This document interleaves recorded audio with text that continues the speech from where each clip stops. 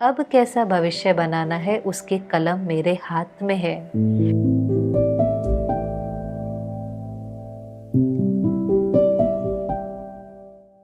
ओम शांति।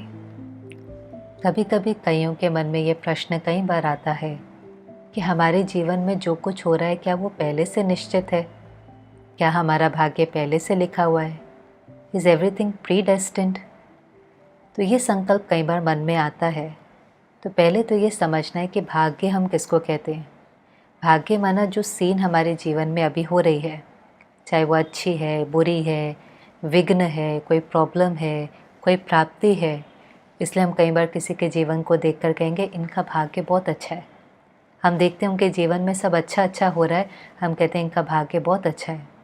और किसी के जीवन में अगर थोड़ा बहुत ऊपर नीचे हो तो हम कहते हैं पता नहीं इनका भाग्य कैसा है। वो खुद भी कहता है मेरा नसीब ही ख़राब है, मेरा लक ही ख़राब है।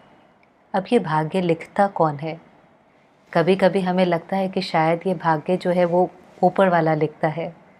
कहते उसके आगे तो फिर किसी की नहीं चलती। पर एक बार अपने से पूछें कि वो ऊपर वाला कैसा है?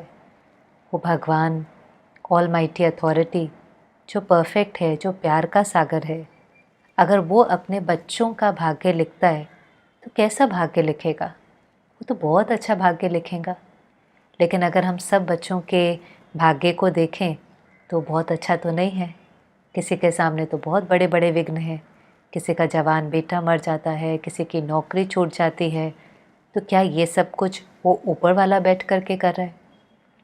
और दूसरी तरफ हम कई बार ये भी सुनते हैं कि जैसा कर्म हम करेंगे वैसा फल हमको मिलेगा। Every action has equal and opposite reaction. माना जो कर्म हम करते हैं, जो एनर्जी हम भेजते हैं, वही लौट करके विघ्न के रूप में या प्राप्ति के रूप में लौट करके आती है। और जब वो लौट करके आती है तो उसको कहेंगे भाग्य। तो हाँ, कहीं ना कहीं वो भाग्य तो हमने खुद ही लिखा है, खुद ही निश्चित किया है अपने कर्मों से। लेकिन कभी कभी कर्म और उसके फल में टाइम पीरियड ज़्यादा हो जाता है, इसलिए हमें वो चीज़ समझ में नहीं आती। टाइम पीरियड कम हो तो हमें कभी भी कोई प्रश्न नहीं उठे कि मेरे जीवन में ऐसा क्यों हो रहा है। मानो एक बच्चा ही है, आज आप उसको देखते हो वो बहुत आइसक्रीम खा रहा है, बारिश में नहा रहा है, तो आप ही कह देते हैं कि ज़रूर ये कल बीमार होगा। और अगर वो अगले दिन बीमार हो जाता है तो आपको कोई आश्चर्य नहीं होता। आप कहते हैं मुझे तो पहले से ही पता था कि इसने बीमार होना है, क्योंकि आपने उसके ऐसे कर्म देखे थे। इसलिए जब वो भाग्य रिटर्न में आया तो कोई आश्चर्य नहीं, उसको एक्सेप्ट कर लेते हैं। कोई है जो बहुत शराब पीता है, सब उसको कहते हैं आप नहीं पियो, डॉक्टर भी कहते हैं, घर वाले भी कहते हैं, फ्रेंड्स भी कहते हैं, पर वो नहीं मानता है। वो कहता है जो होगा देखा जाएगा।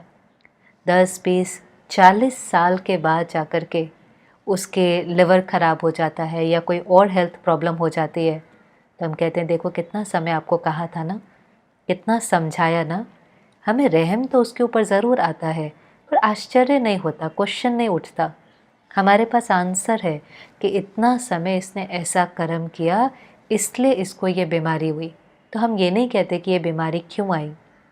लेकिन अगर ये टाइम पीरियड थोड़ा सा बढ़ जाए, वो शराब पीता रहे, कुछ नहीं हो, बहुत आराम से शरीर छोड़ दे, और फिर एक छोटे बच्चे का जन्म होता है और जन्म से ही उसका लिवर ख़राब है, हार्ट में छेद है, किडनी ख़राब है, तो हमको कई बार आता ना इतना छोटा बच्चा और इतनी बड़ी बीमारी। हे भगवान, इसने कौन सा कर्म किया जो उसको इतनी बड़ी बीमारी आई है?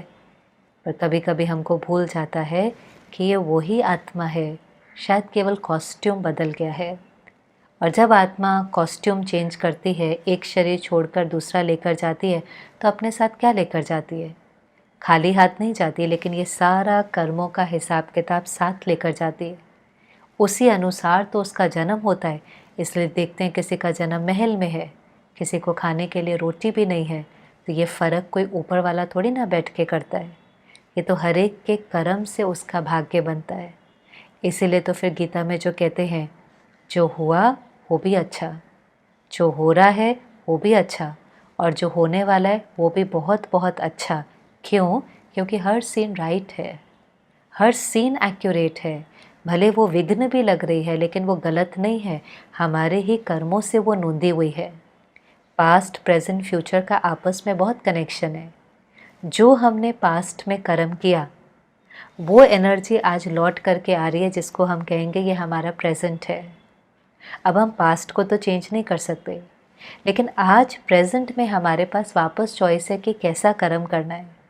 आज जो एनर्जी हम भेजेंगे, जैसे हम रिस्पॉन्ड करेंगे, जो हमारा बिहेवियर होगा, जो हमारे कर्म होंगे, उससे हमारा भविष्य निश्चित होगा। तो कहीं ना कहीं भविष्य हमने ही निश्चित किया है, लेकिन अब कैसा भविष्य बनाना है उसकी कलम मेरे हाथ में है।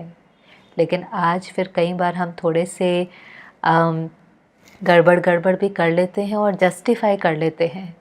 थोड़ा सा झूठ बोला, गुस्सा किया, थोड़ी सी रिश्वत ली, किसी को डांट दिया, किसी पर बहुत क्रोध किया और अपने को जस्टिफाई करते रहते हैं। क्या करें, करना पड़ता है, करना पड़ता है। हम कितना भी जस्टिफाई कर लें, पर हमें ये याद रखना पड़ेगा कि जो कर्म हम करेंगे वही फल हमको मिलेगा, वही एनर्जी लौट कर आएंगी। कॉन्सिक्वेंस तो हमको फेस करना ही पड़ेगा। कुछ दिन पहले किसी भाई ने मुझे कहा, मैंने कैसे भी करके, बहुत मेहनत करके अपने सारे परिवार को वैक्सीन दिला दी। उसका भाव ये था कि बहुत मेहनत करी, माना उनका चांस भी नहीं था, लेकिन मैंने थोड़ा बहुत गड़बड़ गड़बड़ करके भी उनको वैक्सीन दिला दी। तो मैंने कहा ये तो ठीक नहीं है। उसने कहा क्या ठीक नहीं है, ये तो मेरी जिम्मेवारी है। कल को अगर मेरे परिवार को कुछ हो गया तो कौन उसकी रिस्पॉन्सिबिलिटी उठाएगा। तो मैंने कहा अपने परिवार का तो पूरा ध्यान रखा, लेकिन उनका ध्यान रखते हुए अपना ध्यान नहीं रखना।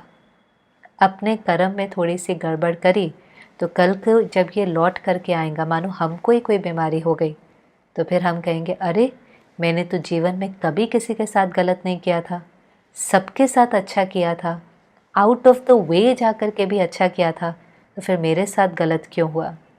मैंने सबके साथ तो अच्छा किया, लेकिन अपने साथ गलत किया था। हर बार जब मैंने थोड़ा सा गड़बड़ किया, कर्म में कॉम्प्रोमाइज़ किया, उस समय मैंने अपने साथ गलत किया, जिसके कारण वो भाग गई या वो सीन सामने आई।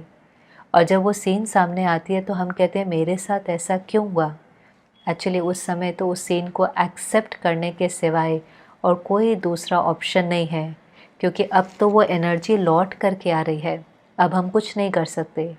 लेकिन जिस समय हम एनर्जी भेज रहे हैं, जिस समय हम कर्म कर रहे हैं, उस समय बार बार अपने से पूछे कि मैं ये कर्म क्यों कर रहा हूँ, क्या ये मेरा कर्म राइट है, मेरे इस कर्म से ही मेरा भविष्य बनना है।